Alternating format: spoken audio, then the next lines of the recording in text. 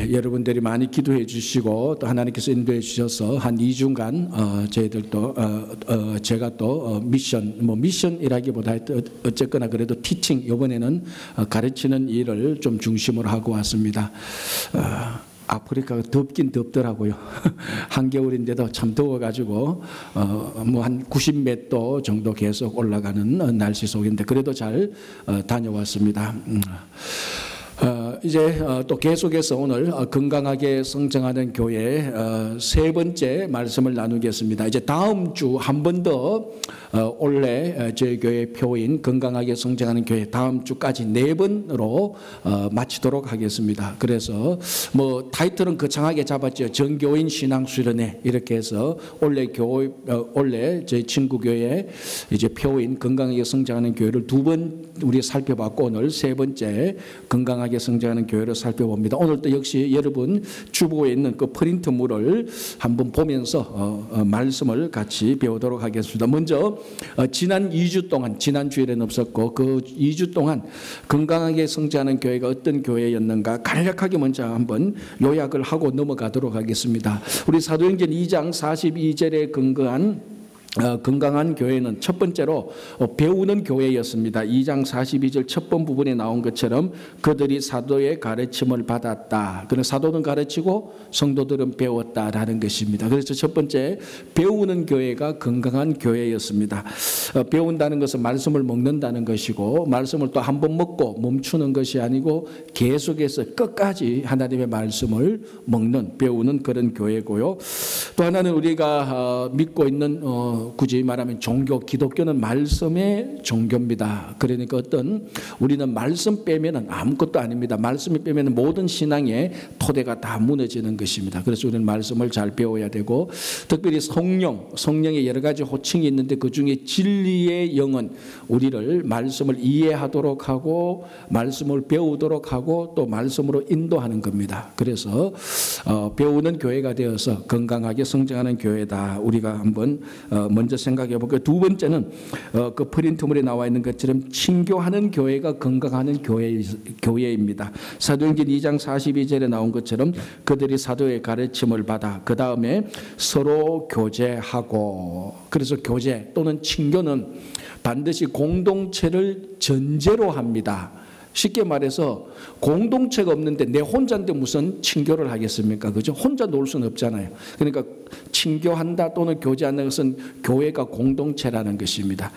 그리고 두 번째는 친절은 공동체의 윤활유이다. 제가 2주 전에 말씀드린 것처럼 의외로 우리 기독교 신앙 영성 역사를 보면은 친절을 과소평가했다라고 말씀드렸습니다. 그래서 잠언 3장에 보면은 그 친절 인자와 진리, 이 인자가 우리가 그 친절로 번역했는데 친절과 진리가 같은 급수였다. 그래서 진리를 위해서 순교하는 사람들은 많은데 친절을 위해서 순교했다는 말을 들어본 적이 없을 만큼 우리가 친절을 너무 과소평가한 것입니다. 그러나 성경은 친절은 진리만큼 중요합니다. 하나님의 성품 자체가 인자, 즉 친절이었다. 그래서 우리가 우리 공동체, 교회 공동체 안에서 정말 친절한 마음, 태도, 행동을 통하여서 친절한 말을 통해서 우리 친구 교회가 정말 아름다운 그리고 이 친절을 통하여서 그 윤활유가 잘 돌아가는 그런 공동체가 되어야 됩니다.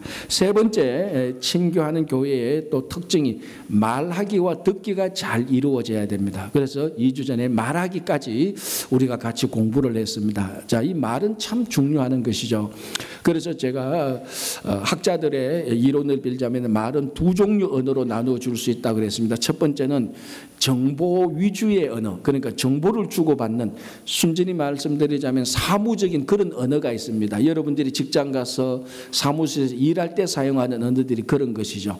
그러나 그런 언어 외 말고 친교하는 언어, 그러니까 사람을 세워주고 사람을 기분 좋게 하고 그리고 사람의 마음을 기쁘게 해주는 이런 친교하는 언어, 이런 언어가 공동체를 더 세워준다. 그래서 친교하는 언어를 많이 쓰는 친구교회 공동체가 되기를 바랍니다. 자, 이제 전번 주부터 이제 계속해서 이어서 우리가 친교의 중요한 것이 오늘 그 프린트에 나와 있는 것처럼 듣기입니다. 듣는 것. 말하는 것만큼 듣는 것이 중요합니다. 자, 그 밑에 이렇게 적어놨습니다. 제가 한번 읽고 같이 좀 말씀을 나누겠습니다. 말하는 사람이 있으면 듣는 사람이 있어야 합니다. 말도 중요하지만 듣는 사람이 없으면 아무도 말하지 않습니다. 잘 듣는 사람이 있기 때문에 잘 말하는 사람이 있는 것입니다. 여러분, 그 유명한 대중연설가들, 이런 사람들이 하는 말이 있습니다. 정말 유명한 스피커, 유명한 연설가는 청중이 만들어낸다, 이런 얘기를 참 많이 합니다. 그러니까 좋은 청중은 그 스피커, 그러니까 그 연설가가 좀 별로 안 웃기는 얘기를 하는, 별로 웃기지 않는 유머를 썼는데도 청중들이 알아서 웃어줍니다. 그게 좋은 청중이에요. 그러면 연설가는 진짜 내가 잘하는 줄 알고 계속 더 잘한대요. 좋은 청중이 이때 확 웃어줘야 되는데 여러분들 안 웃어주는 건 제가 억지로 웃기려고 하니까 이게 이제 여기서 갈등이 생기는 거예요. 그래서 잘 듣는 사람이 있을 때 잘 말하는 사람이 생긴다는 겁니다. 그래서 이 듣는다는 것은 그냥 누가 말하는 것에 그 보이스, 정말 사운드를 듣는 이런 차원을 넘어서 듣는다는 것은 상대방을 향해서 마음을 여는 겁니다. 그리고 상대방이 하는 말을 수용할 태도가 되어 있는 것입니다.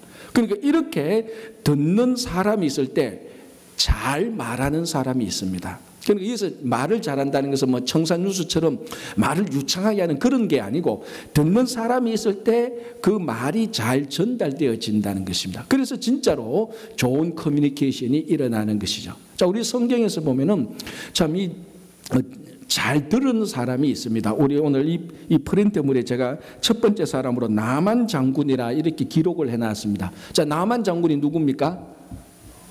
예, 이 아람 군대의 장군입니다. 그 당시 자료를 보면 이 나만 장군은 아람 군대의 아마 그 통수권자 되는데 실제로 실권을 거머쥔 그런 장군으로 보입니다. 자, 그런데 이런 장군이 나병에 걸린 거죠. 이 나병은 유대인뿐만 아니라 구약시대 이방인들 누구든지 그 고대 건동에 있는 사람들은 나병은 천형으로 생각했죠. 신이 내리는 벌이라고 생각했습니다. 한참 잘 나가는 그 나라의 실세인 나만 장군이 나병에 걸렸으니까 얼마나 이게 끔찍한 일입니까? 자, 그런데 그 아람 장군의 집에 누가 있었는가 하면은 그전에 이스라엘과 전쟁에서 이 나만 장군이 이스라엘을 이겨서 히브리 소녀들, 이스라엘 소녀들을 많이 노예로 데리고 옵니다. 그 중에 한 소녀가 자기 집에 노예로 있습니다. 이 노예는 나만 장군의 부인의 몸종이죠. 그런데 이 나만 장군이 나병이 걸렸다는 소리를 듣고 이 이스라엘 소녀가 자기 여주인에게 말을 합니다. 내가 사는 이스라엘 사마리아에 가면은 아주 훌륭한 선지자가 있는데 우리 주인님께서, 나만 장군님께서 그 사마리아에 있는 선지자를 만나면은 아마 치유받을 수 있을 것이다. 그걸 이 히브리 소녀가 여주인에게 말하고 여주인은 그 얘기를 듣고 자기 남편 나만 장군에게 얘기를 합니다. 이 이야기를 듣던 나만 장군이 그 얘기를 듣고 난 다음에 왕에게 가서, 아람 장군에게 왕에게 가서 특별 휴가를 요청하죠. 그러니까 왕이 또 그 얘기를 듣고 아람 장군에게 특별 휴가를 줍니다. 친서까지 쓰고 많은 선물까지 보냅니다. 그래서 나만 장군이 많은 선물과 친서를 가지고 자기 그 신하들과 종들을 데리고 사마리아에 있는 엘리사 선지자를 만나러 갑니다. 근데 엘리사 선지자를 만나러 갔는데 엘리사 선지자가 나만 장군을 만나줍니까? 안 만나줍니까? 안 만나주죠. 어떻게 합니까? 문도 열어보지도 않고 뭐라고 말합니까? 이게 성경에 나오는 얘기인데 여러분들 아직까지 잘 모르는 거예요. 뭐라고 말합니까? 그 소리를 듣고 요단강에 가서 7번 씻으라라고 말을 합니다. 그러니까 이 나만 장군이 굉장히 불쾌하죠. 왜냐하면 아람의 실세인 장군이 와서 선지자를 좀 만나 뵙고 내 병이 이러니까 날 좀 진단하고 치유해달라 그런 목적으로 왔는데 문 한번 열어보지도 않고 그냥 요단강에 가서 7번 씻으라라고 이렇게 말하는 게 굉장히 마음이 불쾌하죠. 그래서 화가 나서 말합니다. 야, 내가 요단강에 가서 7번 씻을 거면 이까지 무엇하러 왔겠냐? 우리나라에 요단강보다 훨씬 좋은 다메섹 강에 있는 그 다메섹 강인데 그 강에 가서 목욕하면 더 낫지 않겠나? 그렇게 막 화를 낼 때 그 옆에 있던 종들이 이렇게 말합니다. 주인님 화를 내지 마시고 한번 들어보십시오. 만약에 저 선지자가 주인님에게 크고 위대한 일을 하라 그랬으면은 그 주인님의 나병을 고치기 위해서 크고 위대한 일을 하라고 했으면 주인님 할 거 아닙니까? 하니까 해야지, 내 병을 고치기 위해서. 그때 종들이 말합니다. 크고 위대한 일을 하라는 것 대신에 고작 요단강에 가서 7번 씻으라는 게 얼마나 쉽습니까? 한번 해봅시다라고 말합니다. 그때 격분한 나만 장군이 그 종의 말을 듣고 요단강에 가서 7번 씻으니까 정말로 나병이 낫게 된 겁니다. 자, 여러분 이 가정을 한번 보십시오. 이 나만 장군이 나병에 걸려서 치유받는 이 모든 과정에서 제일 중요한 건 뭐였습니까? 물론 종들이 말하는 것지만 나만 장군이 그 얘기를 그때마다 다 듣습니다. 여러분 한번 생각해 보시면 나만 장군이 한 나라의 실권을 쥐고 있는 장군에게 포로로 잡혀온 한 소녀가 감히 장군의 병에 대해서 이렇게 하라 저렇게 하라 말을 할 수 있습니까? 그 당시에 천만에 절대로 말을 못하죠. 그런데 이 소녀가 주인의 여주인에게 말하고 여주인이 그것을 나만 장군에게 말을 할 때 나만 장군이 그걸 들었다는 겁니다. 이게 대단한 일이죠. 이게 대단. 그래서 국왕이 친서까지 쓰고 선물까지 주는 그런 엄청난 일이 이루어집니다. 한 소녀가 말을 하니까 이 소녀의 말을 들음으로 인해서 이런 큰 일이 이루어집니다. 그리고 장군이 격분해가 있는데 감히 어떻게 종들이 격분해 있는 자기 주인에게 말을 할 수 있습니까? 말 못하죠. 그런데 이 종들은 과감하게 말을 합니다. 주인님 그러지 마시고 한번 들어보시라고. 그 큰일보다 아주 쉬운 일을 하라고 하는데 이거 왜 못하십니까? 하면 되잖아요. 이런 식입니다. 어떻게 해서 이런 자유롭게 말하는 분위기가 되었는가? 우리 그걸 알 수 있는 것은 나만 장군이 평소에 얘기를 잘 듣는 사람입니다.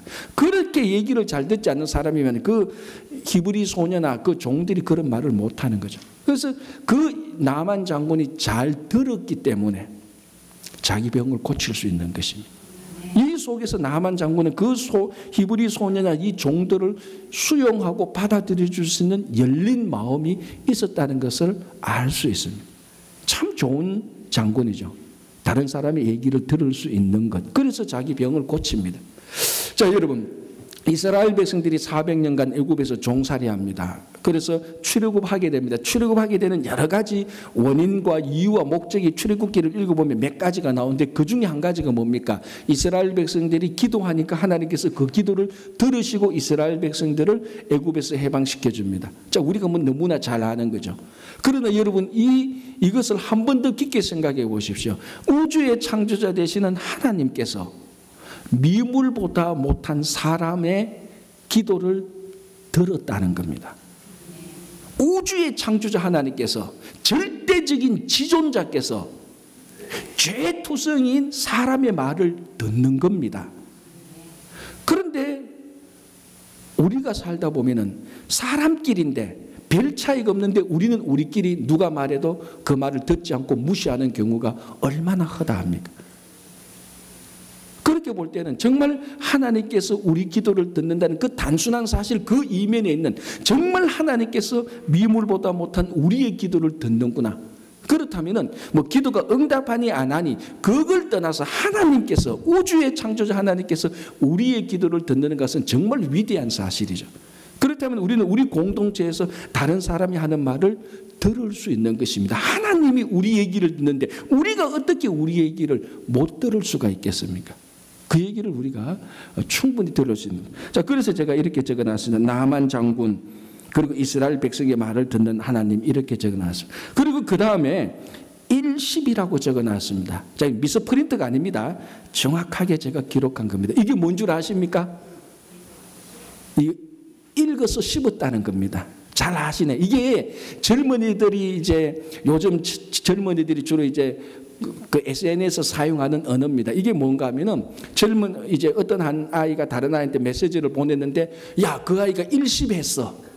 이건 완전히 외계인 언어입니다. 그래서 찾아보니까 뭐냐면 읽는 것을 씹었다는 겁니다. 어떻게 읽는 것을 씹어? 그리고 이 말의 의미는 뭔가 하면 내가 상대방에게 메시지를 보냈는데 그 상대방이 읽는 것을 씹었다. 즉 읽지도 안 했다는 겁니다. 그러면 옆에 있는 친구가 말해줘.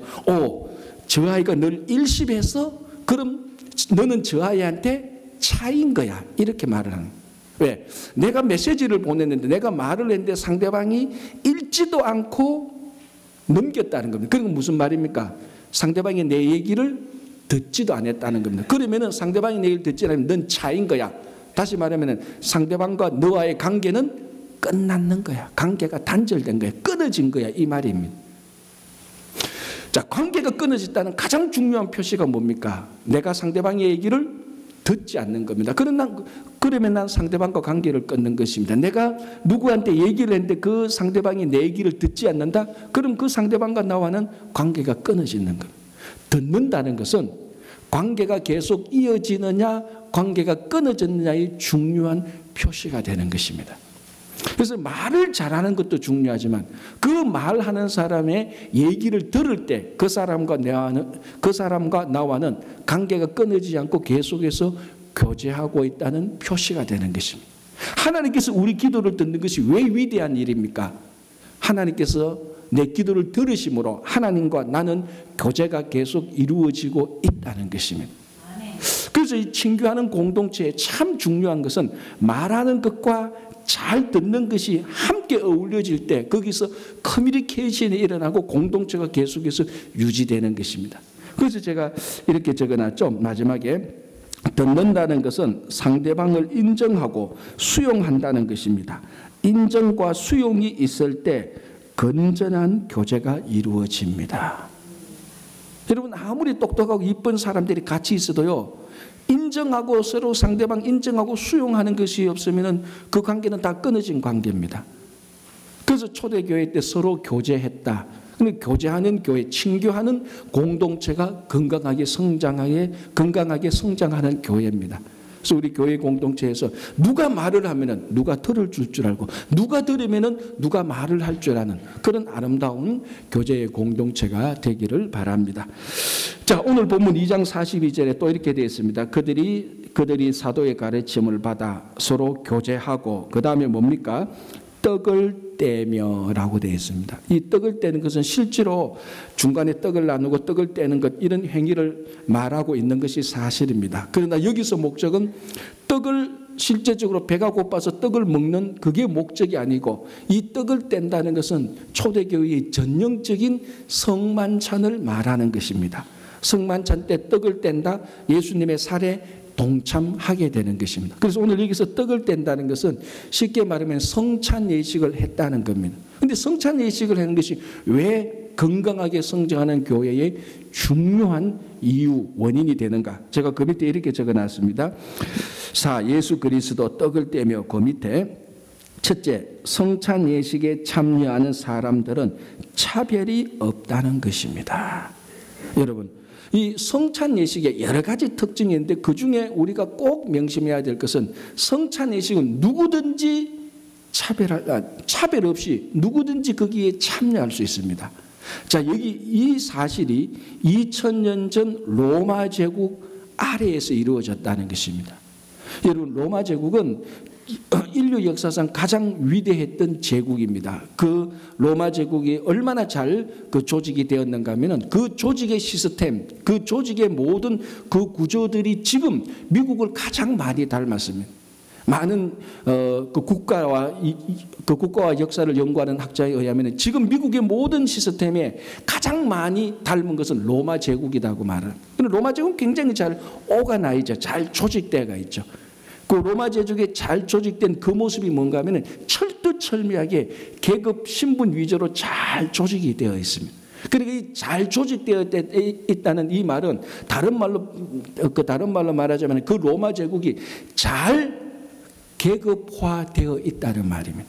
그래서 어떤 자료에 보면은 최대 55% 아니면 1% 최고의 상위권 상류층이 로마 제일 꼭대기에 있고 그 꼭대기를 중심으로 해서 로마가 잘 이렇게 조직되어 있습니다. 그래서 그 제일 위에 있는 상류층 또는 상위층은 두 가지 큰 특징으로 나타납니다. 첫 번째는 뭔가 하면은 자기들이 입고 다니는 옷입니다. 그래서 로마 제국에서 그 사람이 입고 다니는 옷을 보면은 그 사람의 신분과 지위가 한눈에 알 수 있습니다.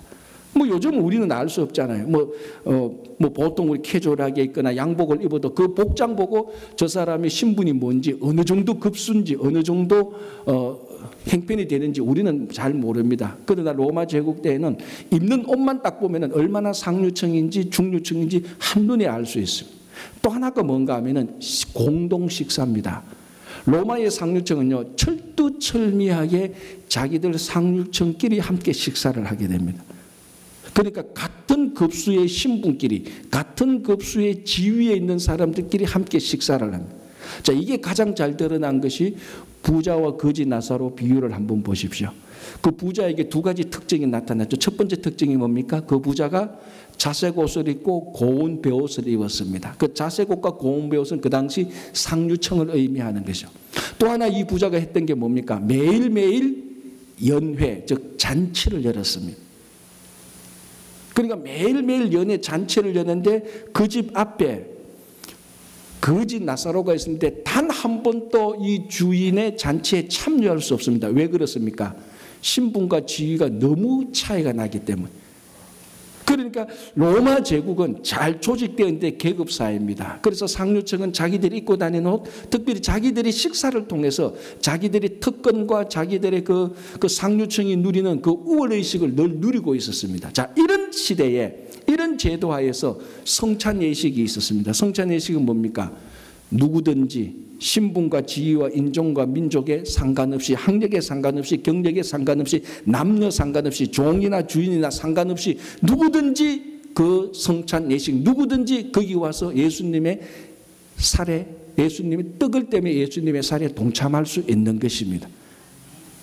이게 여러분 로마 제국 근본을 흔드는 중요한 예식, 중요한 의식, 중요한 성도의 공동체가 되는 것입니다. 이 중심이 바로 예수 그리스도입니다.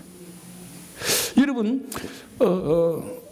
우리나라 근대 그 대한민국 기독교사를 보면 사실은 그 개신교는 한 100여 년, 천주교는 한 200여 년 약간 넘게 더 됐죠. 우리나라에 그 들어온 지. 사실 그래서 한국에 기독교가 들어온 것은 100년이 아니고 사실 200년으로 봐야 되는 거죠. 천주교도 기독교니까. 그 천주교가 우리나라에 들어서 엄청난 핍박을 많이 받았지 않습니까? 그래서 병인 양료, 신민 양료 이런 것들을 보면 전부 다 천주교가 다 깊이 연관되어 있습니다. 이 조선시대 말기에 왜 기독교를 그렇게 핍박했습니까? 중요한 이유는 뭡니까? 바로 이 성찬예식과 같은 모임 때문입니다. 여러분, 조선시대의 가장 큰 특징이 뭡니까? 조선시대 사회구조가 어떻게 되어 있습니까? 유교사회 아닙니까? 유교사회의 특징이 뭡니까? 서열의식입니다. 철두철미하게 서열의식으로 질서가 딱 잡힌 게 조선시대입니다. 그런데 성찬예식은 그걸 다 깨부수는 거죠. 그 성찬예식에 참여한 사람은 양반이나 상놈이나 주인이나 종이나 정말 동인이나 서인이나 남인이나 북이나 다 참여하는 겁니다. 그래서 이 조선시대의 그 국정이 봤을 때는 이 모임이야말로 조선시대 유교의 근본 질서를 깨트린다고 해서 국가가 큰 위협을 느껴서 이 모임을 핍박했는데 결국 그게 천주교를 핍박하는 것이 되었습니다.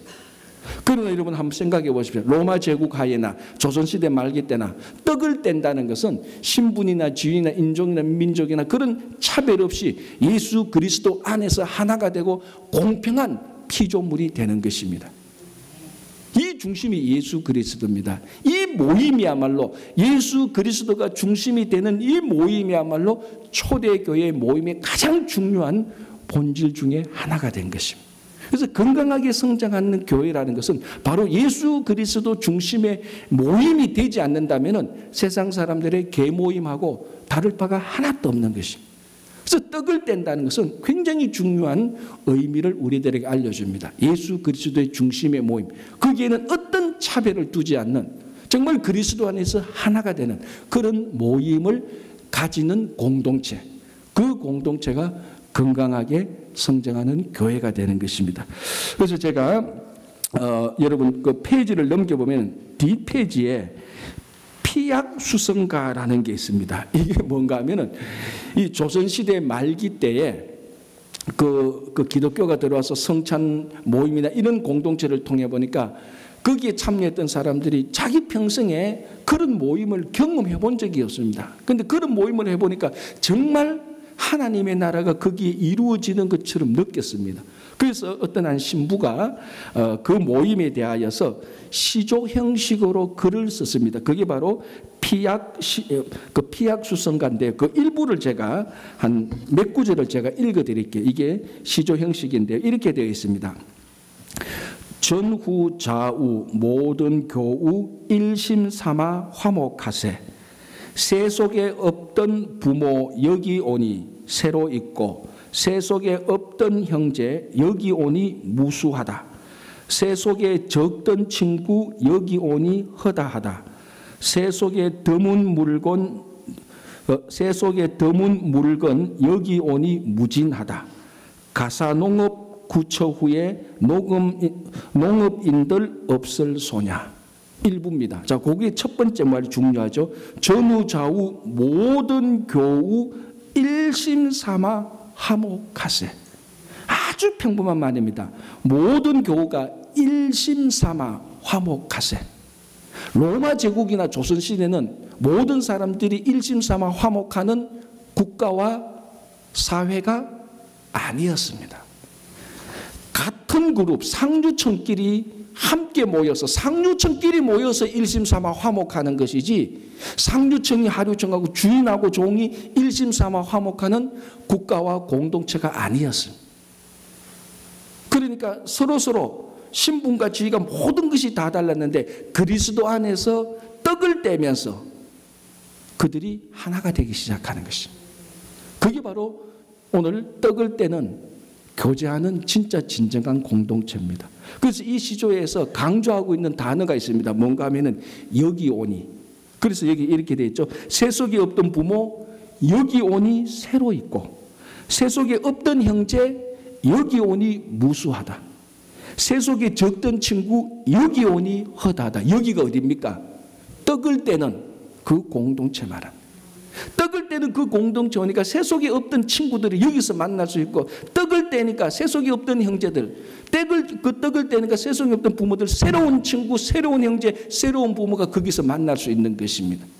그게 가장 건강하게 성장하는 교회의 공동체의 모습입니다.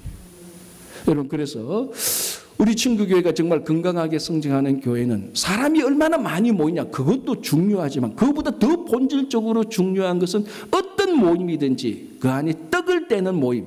아니 뭐 그렇다고 해서 모일 때마다 성찬예식을 하라는 그런 말이 아닙니다. 떡을 떼는 모임, 즉 모임 그 안에서 늘 그리스도 중심으로 정말 조화를 이루며 하나가 되는 어떤 종류의 차별이나 무시함이 없는 그런 모임이 될 때 이 교회는 건강하게 성장하는 교회가 되는 것입니다. 비록 우리가 부족하지만 우리의 욕심과 탐욕, 우리의 교만이 이런 떡을 떼는 차별 없는 공동체를 계속해서 방해하지만 우리는 다시 한번 이 말씀을 생각하면서 여전히 떡을 떼는 모임에 동참함으로 우리 속에 있는 차별과 우리 속에 있는 교만과 우리 속에 있는 그 어떤 우월들을 다 제거해서 정말 떡을 떼는 공동체가 되어서 건강하게 성장하는 교회가 되기를 바랍니다. 자, 이제 오늘 본문에 또 이렇게 되어 있습니다. 그들이 사도의 가르침을 받아 서로 교제하고 떡을 떼며 그 다음이 뭡니까? 오로지 기도하기를 힘쓰니라. 그러니까 건강하게 성장하는 교회는 기도 없이는 결코 안 됩니다. 자, 오늘 그래서 제가 이렇게 첫 번째 이렇게 적어놨죠. 1. 건강하게 성장하는 교회는 반드시 기도합니다. 즉 기도는 건강하게 성장하는 교회의 원인이기도 하지만 동시에 결과이기도 합니다. 이 말이 무슨 말인가 하면은 기도하면 교회가 부흥한다 이 말도 맞지요. 그리고 부흥하는 교회는 기도한다 이 말도 맞는 것입니다. 그러니까 기도가 건강하게 성장하는 교회의 원인이기도 하지만은 건강하게 성장하는 교회는 자연적으로 기도하게 되는 결과를 가지게 된다는 말입니다. 우리들은 어디에 많이 초점이 있는가 하면은 기도하면은 건강하게 성장하는 부흥하는 교회가 된다. 여기에 초점이 많이 있습니다. 물론 이게 맞죠. 그러나 또 다르게 맞는 건 뭡니까? 건강하게 성장하는 교회는 그 표시로서 자연적으로 기도하게 되는 것입니다. 그래서 기도하는 교회는 저 교회가 건강하게 성장하고 있구나라는 표시이기도 하다는 것입니다. 오늘 본문에 초대교회 때 오로지 함께 모여서 기도하기를 힘썼습니다. 이 기도 때문에 초대교회가 부흥했기도 했지만은 부흥하니까 성장한 그 건강하게 성장한 표시로서 기도도 하고 있었다라는 것을 받아들일 수 있는 것입니다. 그러니까 그것이 기도가 원인이든지 기도가 결과이든지 어쨌든 건강하게 성장하는 교회는 기도 없이는 생각할 수가 없는 것입니다. 자, 이번에 제가 2주 동안 그 아비장에 갔습니다. 그 국가 이름이 꼬뜨디 부아르입니다. 선교사님한테 물어보니까 2년 정도 있어야 이걸 제대로 발음을 한대요. 2년 정도 있어요. 근데 저는 저 혼자 2주 만에 저는 제대로 저 혼자 발음을 합니다. 이게 불어니까 발음이 참 어려운 거예요. 저도 처음 한 며칠 동안 발음이 안 돼요.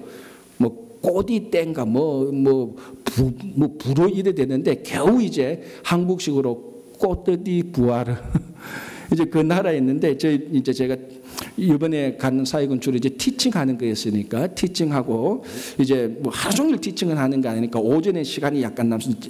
제 티칭하는 시간 오후였으니까 그래서 오후에서 이제 선교사님이 운영하는 신학교를 잠시 방문했습니다.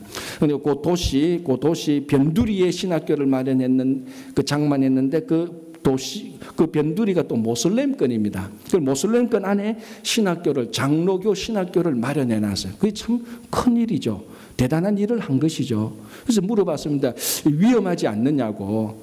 사실 위험할 수도 있는데 얼마 전에 내전이 일어났을 때 그 물이 부족했을 때 이 신학교에서 우물을 마련해서 그 모슬렘권 사람들한테 물을 다 나누어줘서 이 모슬렘권 사람들이 신학교를 되게 좋아한대요. 그렇다고 그들이 뭐 개종한 건 아니고.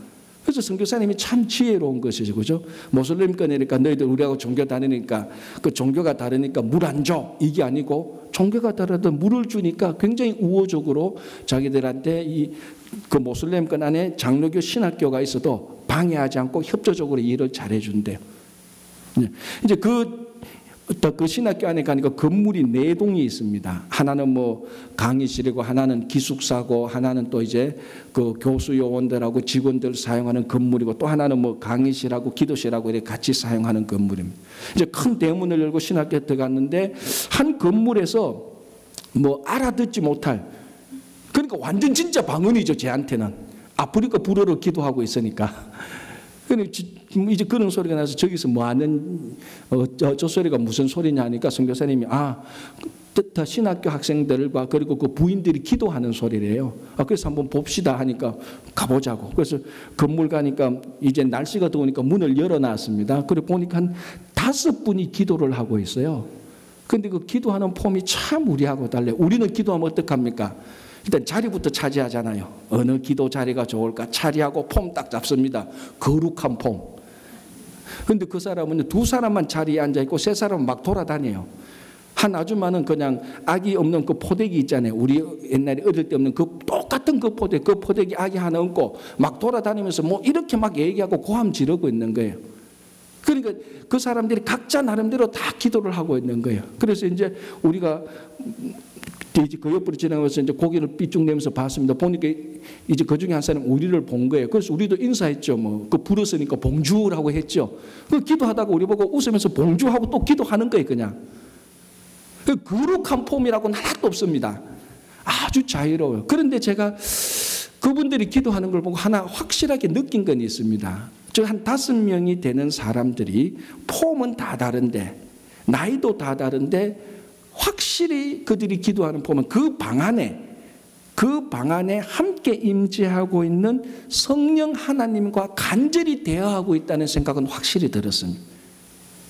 그러니까 어떤 만지키는 것이 아니고 어떤 영적으로 자기들이 느끼기에 있는 성령 하나님, 그 방에 임재하고 있는 성령 하나님에게 막 고함을 지는 겁니다. 간절한 마음으로. 그리고 우리가 봉주하니까 웃으면서 또 인사하고 또 기도하는 거예요. 마치 이거하고 똑같습니다. 내가 어떤 사람하고 한참 막 간절히 막 중요한 얘기하는데 누가 내게 와서 인사해요. 그럼 내가 보고 안녕 하고 또 이 사람하고 인사하듯이. 그러니까 이게 뭐 어떤 뭐 기도의 폼이나 형식이나 그게 중요한 게 아니고 정말 자기와 함께 임재하고 있는 성령 하나님과 간절히 기도하고 있는 그 모습, 그거는 제가 확실히 들더라고요.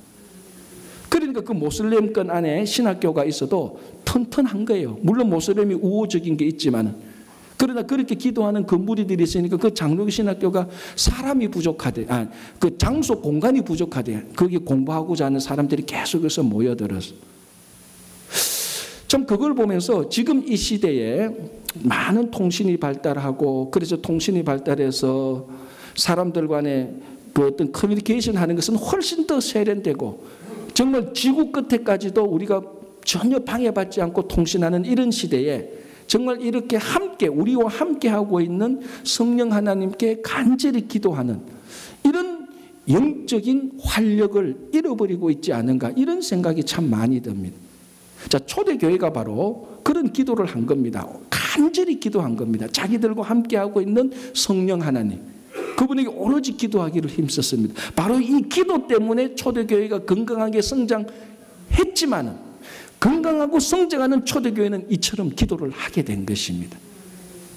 똑같이 우리 친구 교회가 앞으로 세월이 가면 갈수록 우리는 계속해서 우리와 함께하고 있는 이 성령 하나님께 간절히 기도하는 것을 놓쳐서는 안 됩니다.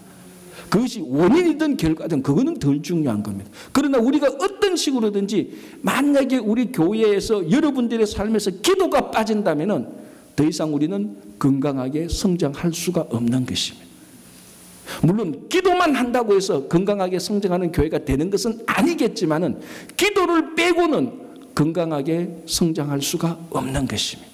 그래서 오늘 초대교회에 오로지 기도하기를 힘쓰니라 라고 말했습니다. 우리가 여전히 계속해서 더 기도하는 데 힘을 써야 되는 것입니다.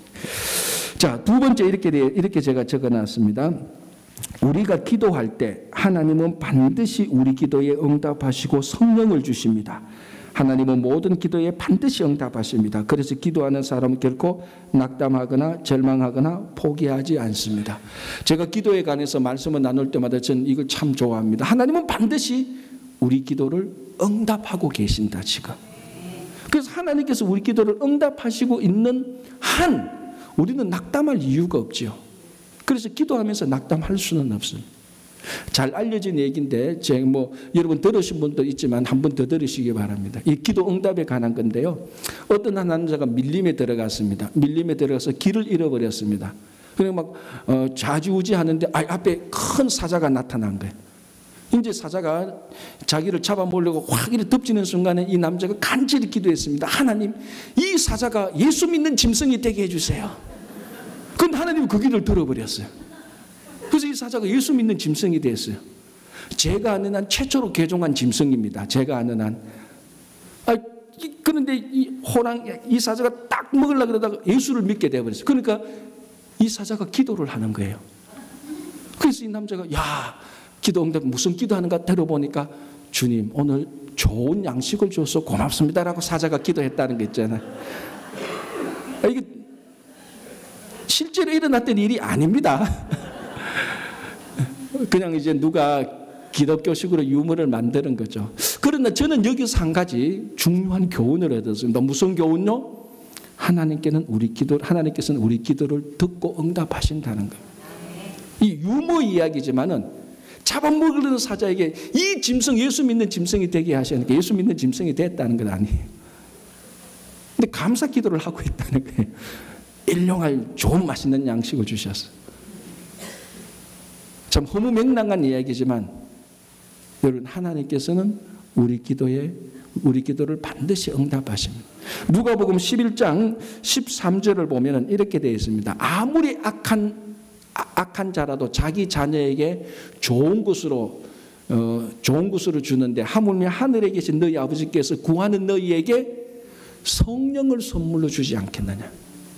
그러니까 우리가 하나님께 기도할 때 하나님은 우리에게 우리 기도를 들으시고 성령을 주신다고 누가복음은, 이 사도행전을 기록했던 누가복음은 그렇게 증거하고 있습니다. 우리가 기도할 때 하나님은 성령으로 응답해 주십니다. 그러면 여러분, 우리가 교회를 위해서 기도할 때, 성도를 위해서 기도할 때에 하나님은 그 응답하시고 성령을 주시는데, 성령이 함께 있는 교회가 어떻게 건강하게 성장 안 할 수가 있겠습니까? 그죠? 그러니까 이 기도는 반드시 건강하게 성장하는 교회의 필수 요소가 되는 것입니다. 자, 세 번째, 이렇게 제가 적어놨습니다. 기도는 하나님이 사역을 하게 하는 것입니다. 여러분, 사람이 아무리 위대한 일을 하여도 하나님이 하시는 일보다 미약합니다. 기도는 하나님께서 위대한 일을 하시게 하는 것입니다. 인간의 사역이 끝나는 지점에서 기도하면 하나님이 사역하십니다. 왜 이 말을 적어놨는가 하면, 자, 이건 이제 얘기하는 것은 실제로 일어나는 일입니다. 1940년대에 빈센트 크레셋 부부가 중국에서 선교를 하고 있습니다. 지금부터 한 80여 년 전이죠. 그리고 여러분 잘 아시다시피 1949년에 공산당이 중국 본토를 점령하게 됩니다. 그러면서 공산당이 기존에 활동하고 있던 외국인 선교사들 다 강제 추방시킵니다. 어떤 선교사도 거기에서 추방당하지 않을 수가 없습니다. 만약 거기서 남아있어서도 선교를 할 수 없는 그런 극단적인 상황이 됐습니다. 그래서 이 크레셋 부부도 이제 어쩔 수 없이 중국에서 철수하게 됐습니다. 이제 그러면서 자기들이 할 수 있는 모든 선교는 다 끝났다. 이제 중국에서 인간의 선교는 끝났다. 그때가 1949년이라고 말을 합니다. 그리고 자기들이 미국 일리노이에 이제 정착해서 이제 살기 시작하는데, 그럼에도 불구하고 이 크레셋 부부가 미국에서 할 수 있는 선교를 했습니다. 그게 뭐겠습니까? 기도였습니다. 할 수 있는 게 아무것도 없습니다. 강제 추방당했는데 강제 추방당했고 중국은 모든 그 주변 국가 단절, 그 외교 단절을 다 끊었는데 그 공산국가 외에는 외교 단절을 다 끊었는데 미국의 일리노이에 있는 이 크레셋 부부가 중국 선교를 위해서 할 수 있는 게 아무것도 없습니다. 딱 하나, 기도밖에 할 수 없었습니다. 그래서 자기들이 사역할 수 있는, 인간이 사역할 수 있는 사역을 끝내고 그때부터 한 40년간 기도만 계속했습니다. 아시다시피 1990년대 중국이 이제 개방하면서 이 노 부부가 마음에 소원이 생겼습니다. 마지막으로 우리가 그때 사역했던 중국의 마을로 한번 가보자. 어떻게 변화되었는가. 그래서 이 노 부부가 여행 자금을 마련해서 자기들이 40년 전에 선교했던 그 지역에 가봤습니다. 그러니까 자기들이 만들었던, 자기들이 시도했던 성경 공부 모임, 성경 공부가 되었던 조그만 교회, 그런 교회는 다 사라지고 없었어요. 대신 그 성경 공부 모임이 그 40년 동안 4,000명이 되는 교회로 변화되어가 있었다는 겁니다. 그리고 그 주변에 1,000개 되는 교회가 12개가 이 교회로 인하여서 다 구성이 되었다는. 만약에 이 크레셋 부부가 지난 40년 동안 자기 힘으로 그 마을에서 사역을 했더라면 이만한 사역을 할 수 있었을까요? 불가했을 겁니다. 그러나 미국에 돌아와서 기도할 때에 하나님께서 그 기도를 듣고 기도할 때 하나님이 대신 사역을 하신 것입니다. 그러니까 기도라는 것은 사람이 사역하는 것이 끝나고 하나님이 사역하게 하시는 것입니다. 여러분, 건강하게 성장하는 교회가 뭡니까? 우리가 수고하고 애써야 되지요. 그러나 우리가 수고하고 애쓰는 것보다 정말 우리가 기도할 때 하나님께서 교회를 성장케 할 때 정말 그 교회야말로 건강하게 성장하는 교회가 되는 것입니다. 그래서 제가 기도는 하나님이 사역을 하게 하는 것입니다 라고 적었습니다. 자, 거기 마지막에 정리 부분을 한번 보시기 바랍니다. 이렇게 제가 적어놨습니다. 존 번연이 이렇게 말합니다. 제가 존 번연이 했던 말을 약간 각색해서 이렇게 표현했습니다. 기도한 후에는 기도보다 더 큰 위대한 일을 할 수 있지만 기도하기 전까지는 기도보다 더 위대한 일을 할 수 없다. 여러분, 우리가 기도한 후에는요, 기도보다 훨씬 더 위대한 하나님의 일을 수없이 많이 할 수 있습니다. 그러나 기도하기 전에는 어떤 위대한 일도 한 것이 아닙니다. 기도가 위대한 일의 첫 번째입니다. 그래서 기도하기 전까지는 나는 하나님을 위해서 위대한 일을 했다라고 말할 수 없다는 것입니다.